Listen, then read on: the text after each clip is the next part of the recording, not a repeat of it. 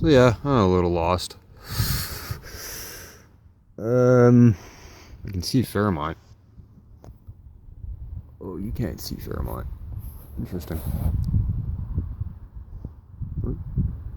Can't see it. But I'll throw in a screenshot of where I am. It's like a maze of marsh. And I have no idea where to go. I thought it was a clear channel.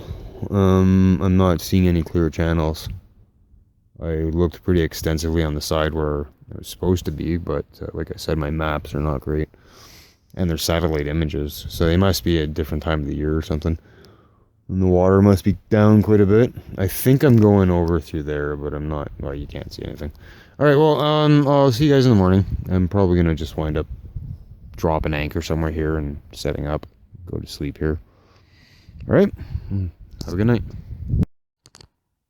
You can see the channel where I was talking about there that I should have been able to take, that I thought I should have been able to take, and then people were telling me I had to go to the other side.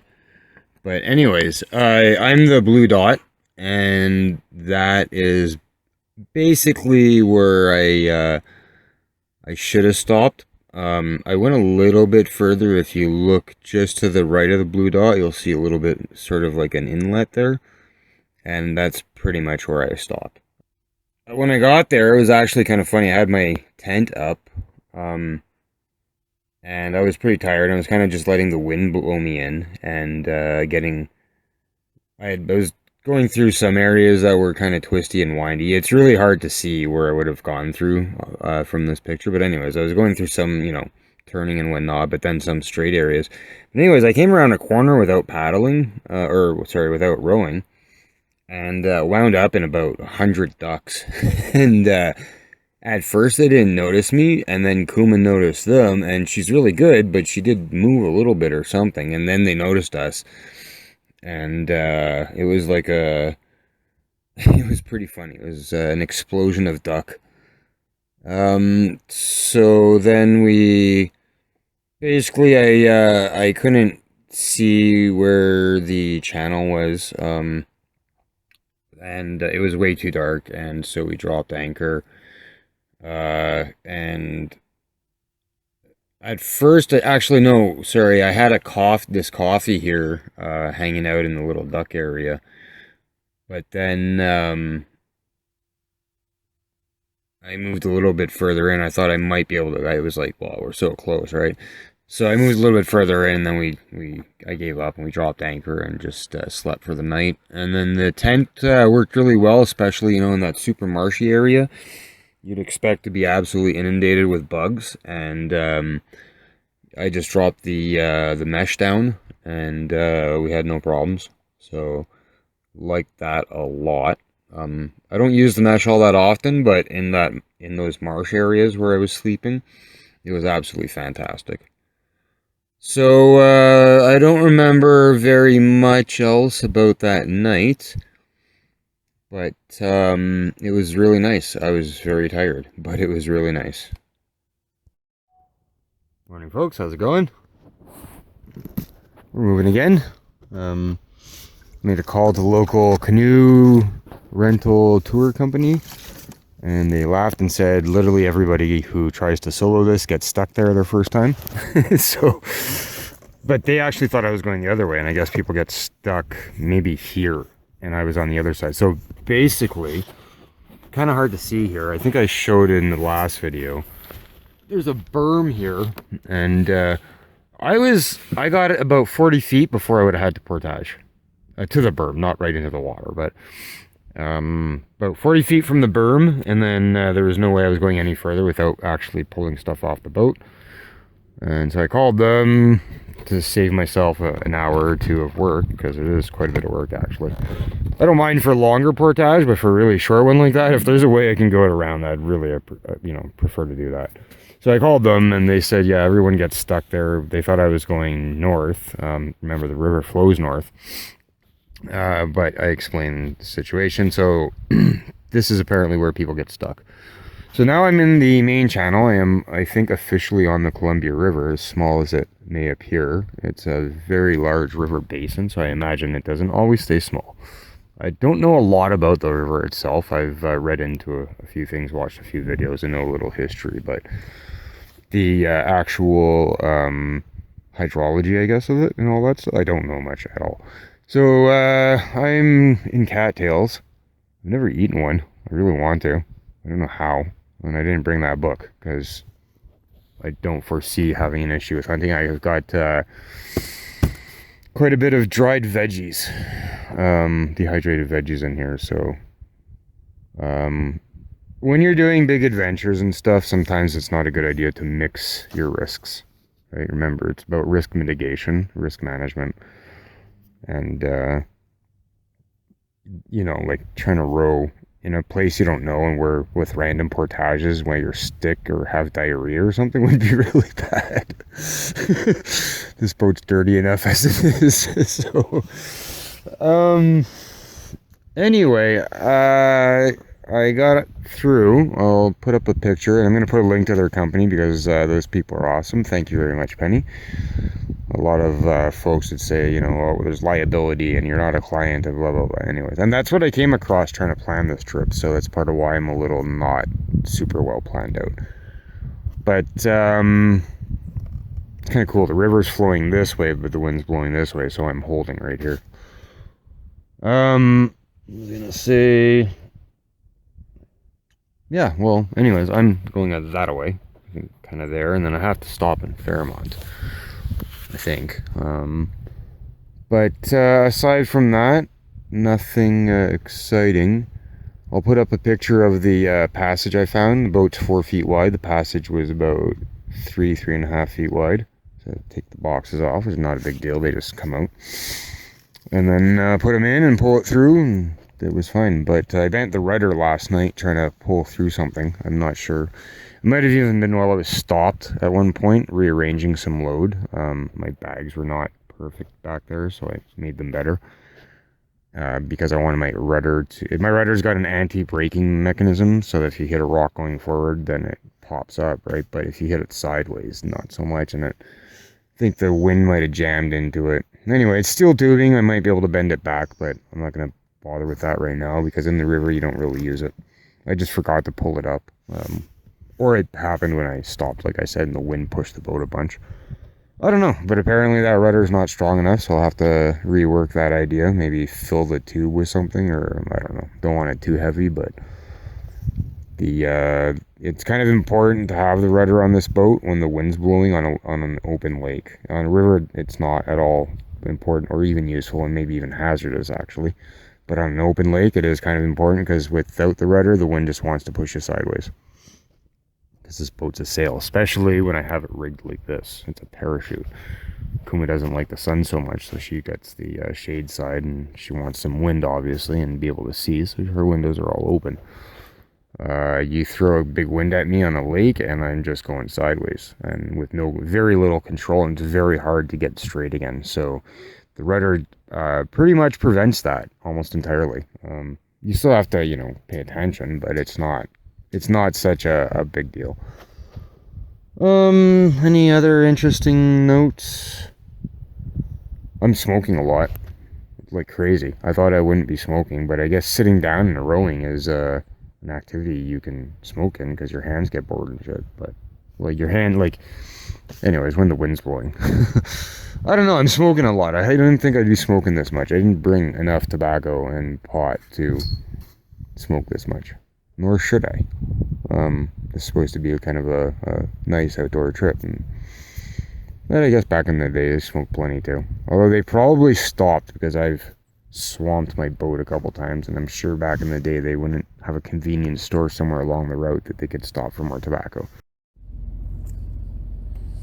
So at this point, we are just heading out, and I've kind of got the boat how I want it set up. We'll start from left to right down by my foot, so you can see my pale foot. Just behind my foot's my fishing kit, like lures and stuff, and then just behind that is the battery box, which was a bit of a problem, but I'm glad I had it. To the left of the battery box is a red strap, which is supposed to be over the battery box and hold it in place. It's also Kuma's leash, so a lot of things did double duty on this. Above the red strap, you can see a fishing rod, and there's a fishing rod holder. To the right of the fishing rod is a silver dish, which is Kuma's water bowl and my bailing bucket. And to the right of that, above the battery box, is a bow on a carabiner on the rack.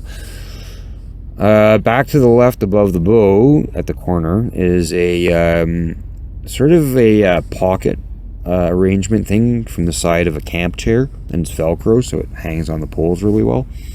And in there's some bug spray, which was pretty crucial.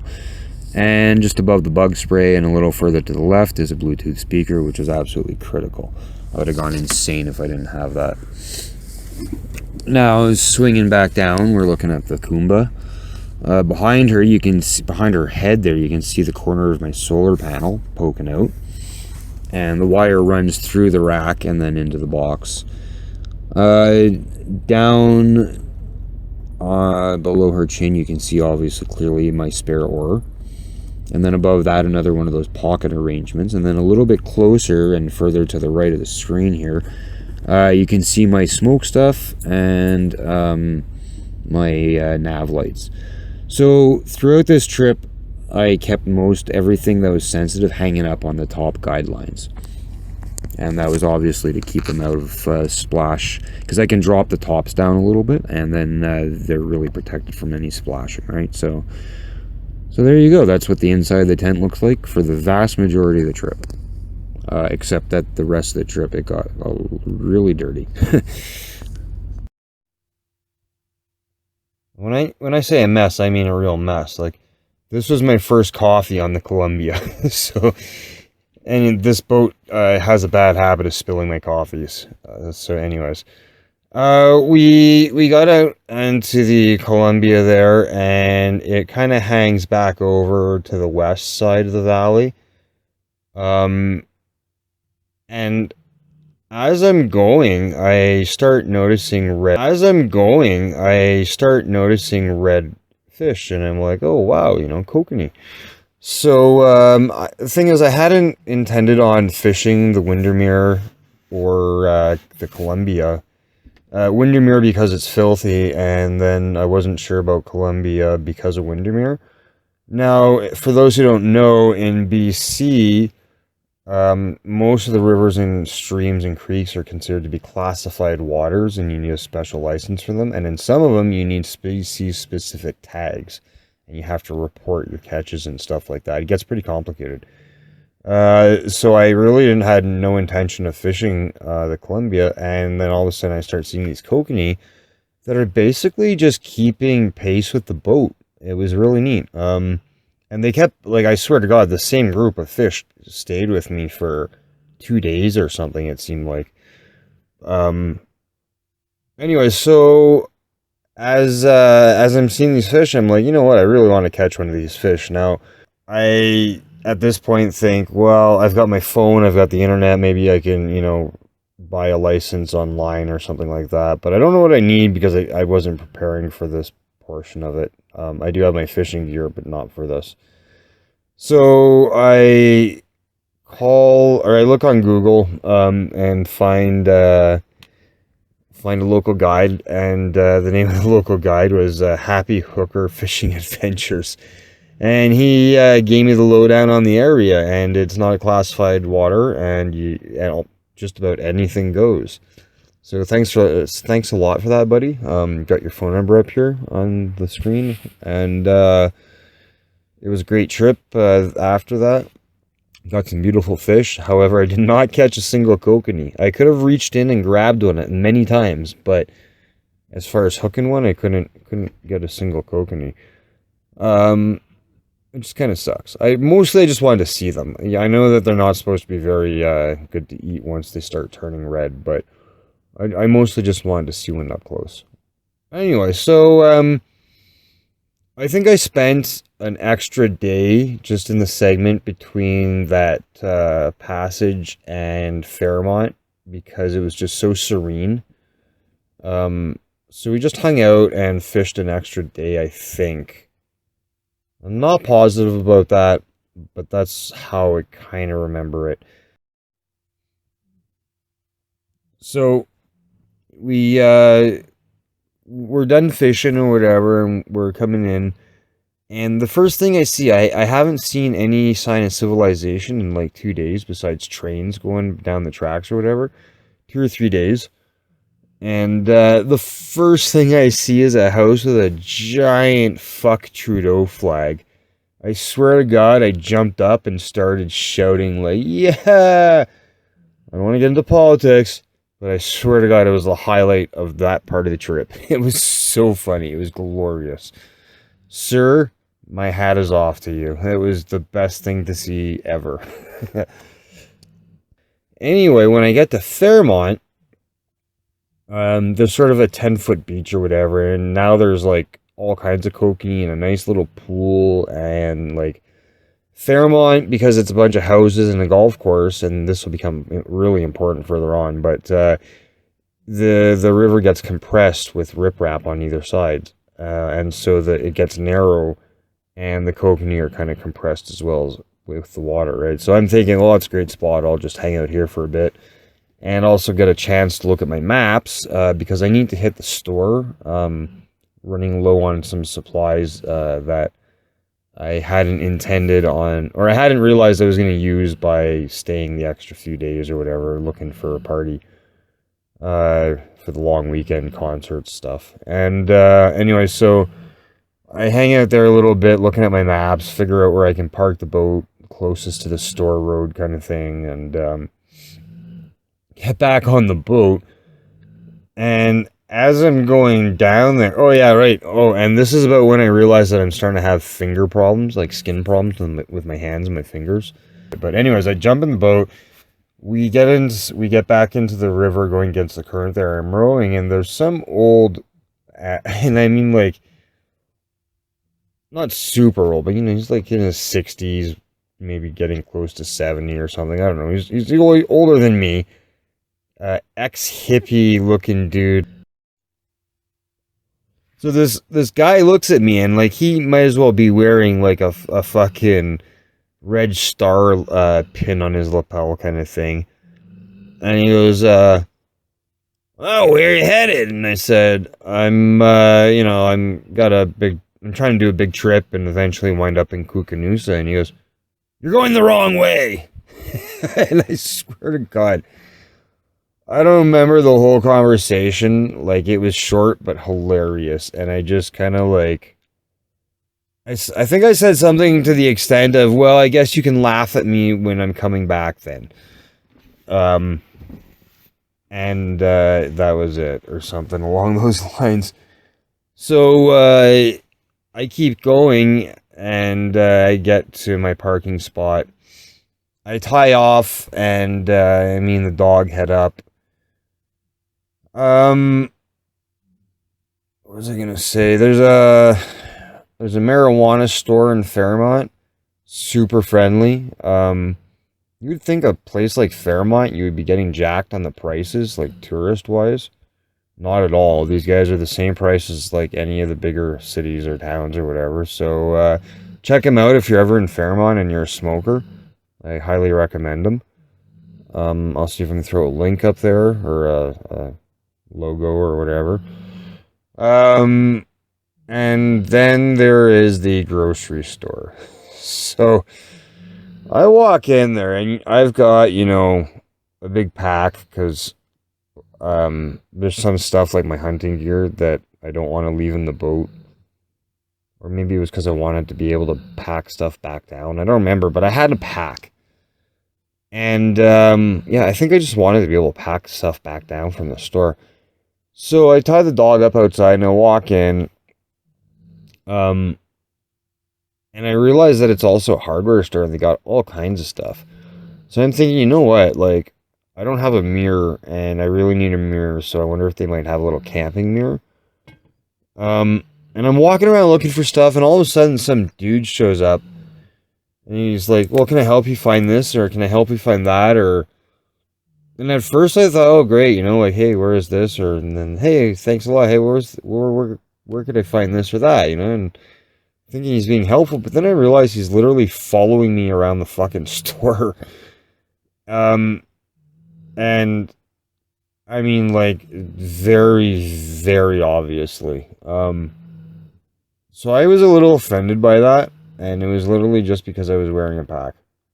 Maybe I looked a little rough, but at some point or another, I was walking. I think I did it on purpose. I walked down some aisle. He follows me down the aisle, and I just stopped dead, turn around, and be like, "Can I help you with something?"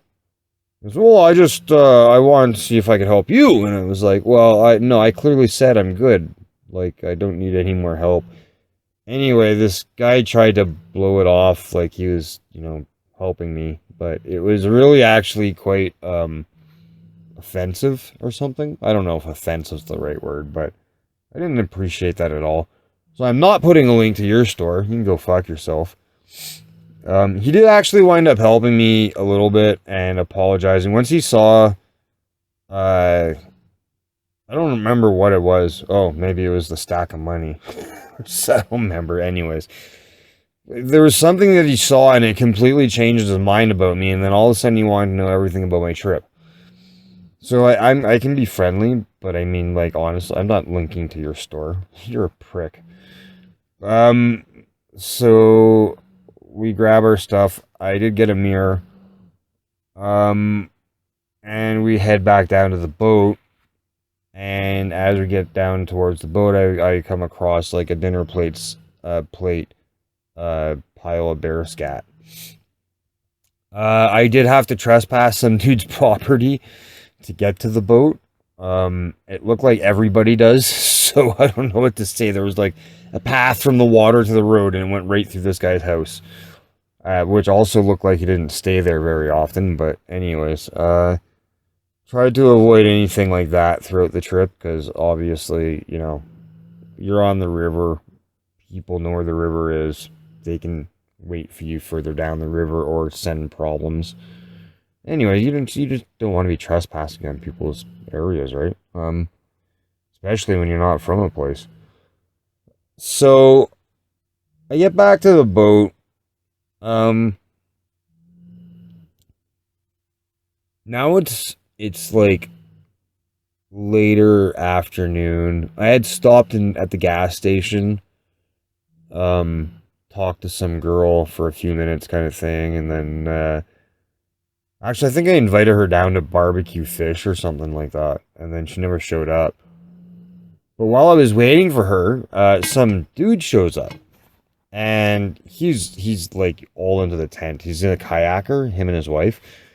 And they know the river really well, and he's really into the tent, and he's asking me all the questions about the trip and the tent and the boat.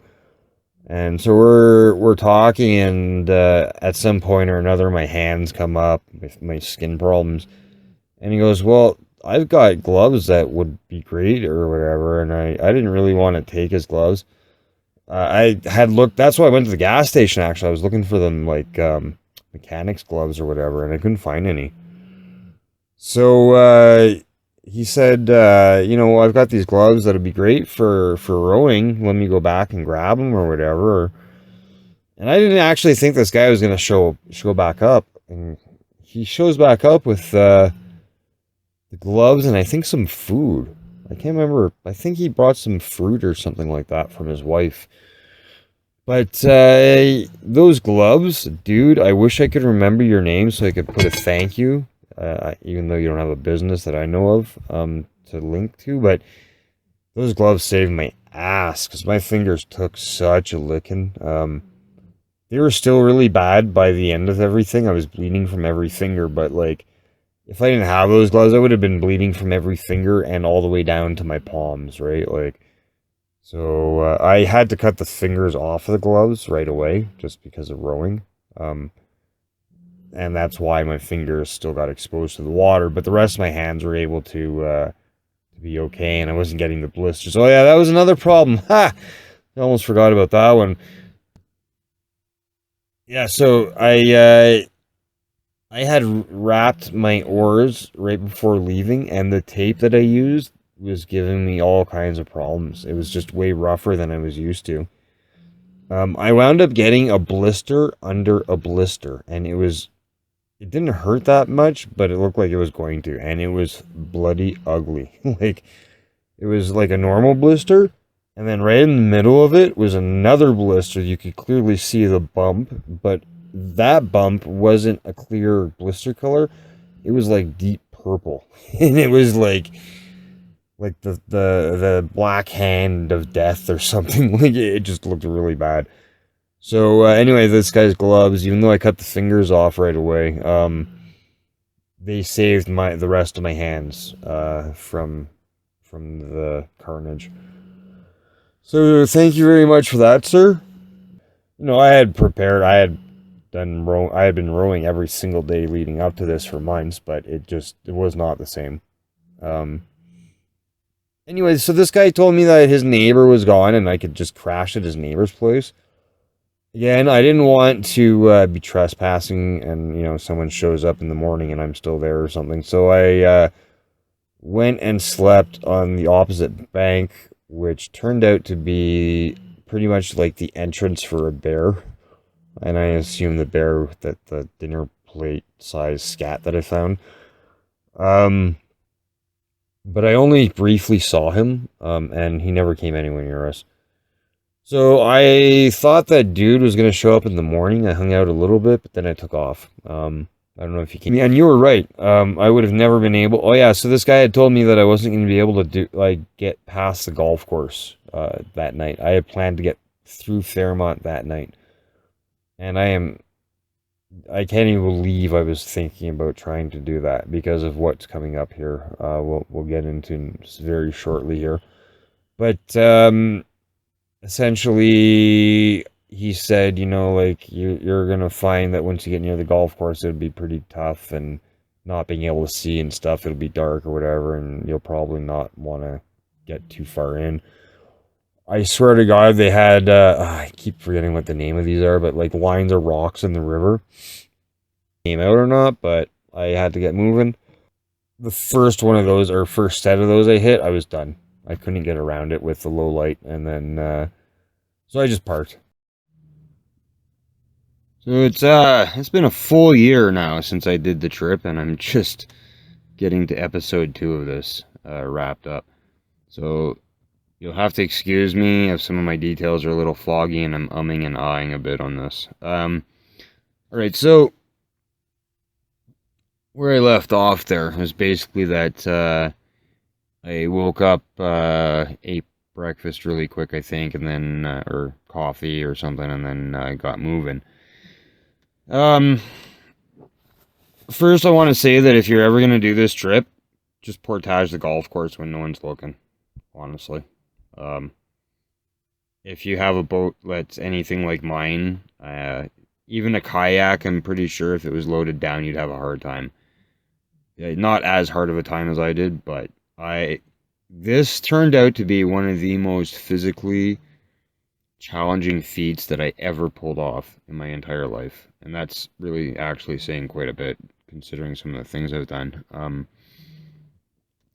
And I trained for it. I did this on ice. I did it on sand and rocks. And I tried it in all kinds of conditions with all kinds of loads. But where I was trying it was natural river. And I didn't realize the difference that I was going to be encountering.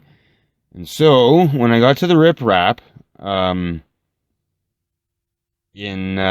Fairmont along the golf course, basically what it does is it compresses the water. And they also channel the water in ways that it probably doesn't really want to be going. And also there is private property in just pretty much along the whole bank there. Now you do have right of access to the low tide line kind of thing, and that does still apply to rivers. But, I mean, again, you're trying not to piss people off, right? So, and with what I'm doing, using the 2 ropes to tow the boat, which is, I was going to say what it's actually called, but no, like tracking a boat, you tend to have to dig your heels in a little bit, so I didn't think people would appreciate that on their lawn. So I was really trying to avoid, you know, using the private property side. But then the golf course side is just boulders, rip rap, this, that, the other thing, and it's really hard to gain any kind of footing. So I'm towing the boat, tracking the boat, where you use the rear rope to pull it and the front rope to steer it. And I've got, I think, 80 feet, 70 or 80 feet on the front rope, because it's got to have an extra few feet to be able to turn outwards. And then I've got 50 feet on the rear rope. And that allows me to pretty much steer the boat from one side of the river all the way across to the other and back. So I can get around all the little things that are in the river, like, you know, logs or rocks or whatever. So I've got some maneuverability in that regard, but it was still incredibly difficult because of the way that they had altered the river. Now, another thing that was different was that when I had done my tests, I mostly just let the dog stay on shore. And when we were traveling, she had to jump out with me and then jump back in and then jump out and then jump back in. And we had to jump in and out of that boat for the length of the golf course, which I think was like 2 or 3 kilometers, maybe 4 or something. Probably about 65 times, 75 times, somewhere in that range. It was insane. And so what would happen would be, when you're tracking, just like rowing against current, you're going, you know, to the inside of the corners, so that way you're not getting that heavy volume of water, that higher current pushing it back. And so as you're going along, and the river's switching back and forth because they wanted to make it idyllic, or calm it down, or I don't know what they were doing, but anyways, as the river's turning right and left all over the place, you're having to go from one side of the shore to the other, just because otherwise you're going to be going through the outside of the curbs, which is almost impossible. Like, I'm pretty sure you'd get dragged right in. And so there were golfers who were, you know, playing golf, watching me try and do this, and being slightly amused by it, and I got really upset. I'm sorry if that was you. I was saying some things about golf courses. I didn't really mean, you know, to golfers, but yeah, I was very upset with the whole modified river factor. And my dog also wasn't so amused with having to jump in and out and in and out. And then, of course, because my dog is fairly independent, she kind of started deciding she was just not going to do that. At which point you know, because I started having to yell at her to get her to do it, right? Like, not be very nice. You know, when it comes down to, like, really hardcore tasks, sometimes you have a time limit.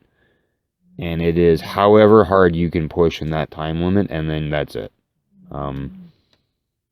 And that's just something I've come to recognize, that sometimes you have a time limit, and you need to figure out how much time you have before your body's just going to say no more. If you can push it that hard anyways. And I was definitely worried that was going to happen, and I did wind up having to take a couple breaks for sure. I took like a couple coffee breaks. So basically, going through the golf course section was just a lot of me swearing. And it was very difficult. It was honestly, like, it was harder than pulling a sled over a mountain kind of thing.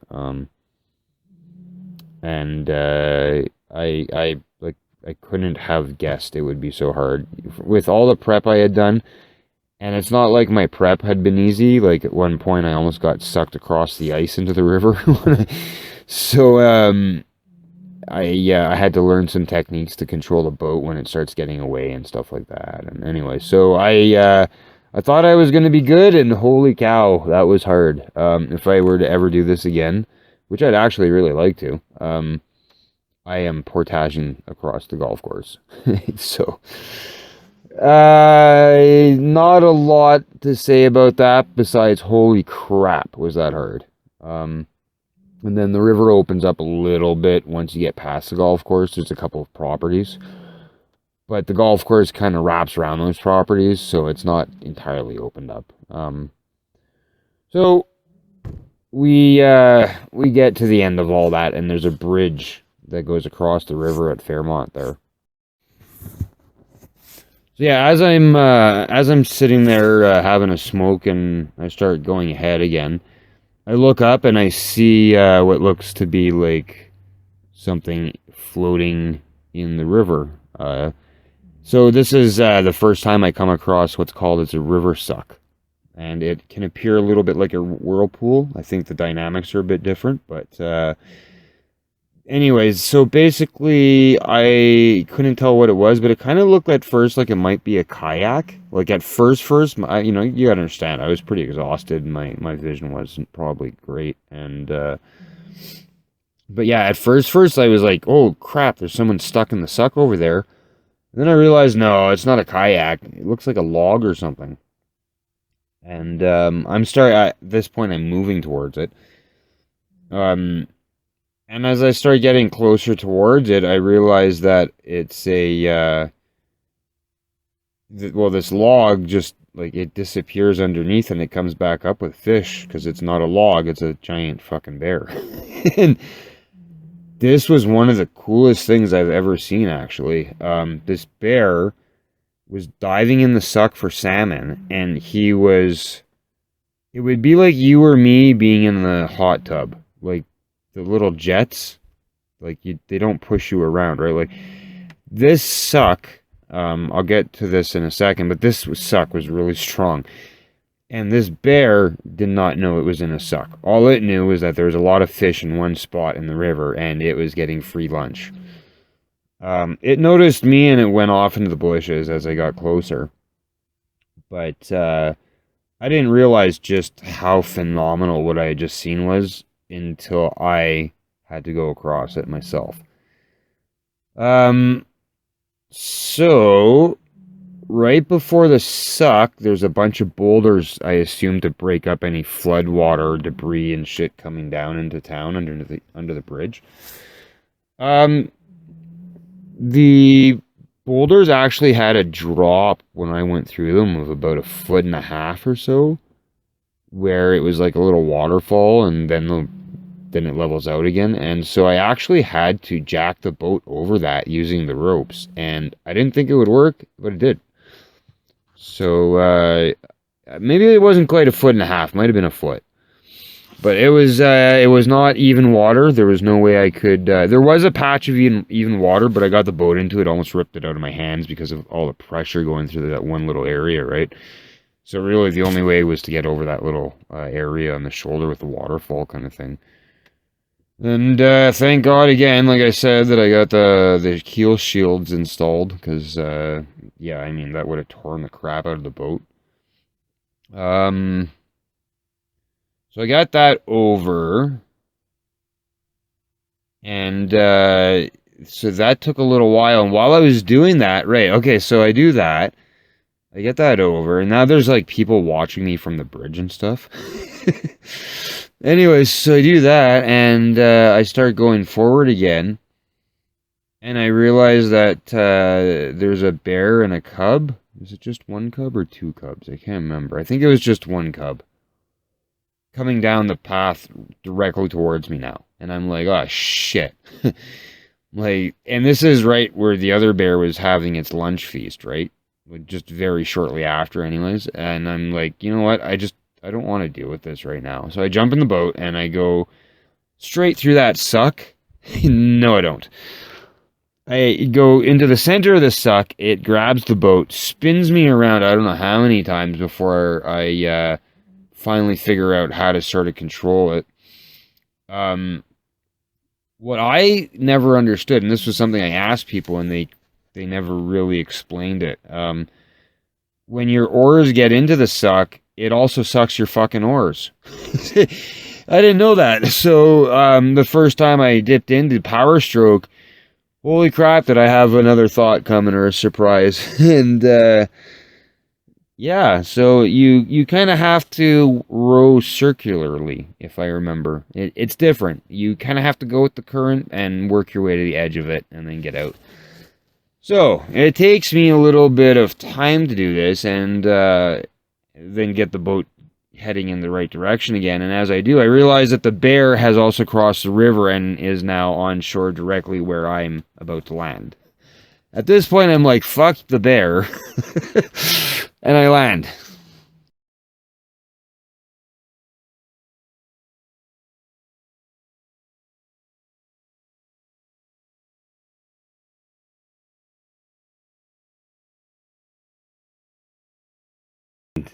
When I woke up the next morning, yeah, I think it was when I woke up the next morning, I started off and I saw this guy's boat and on shore at his place.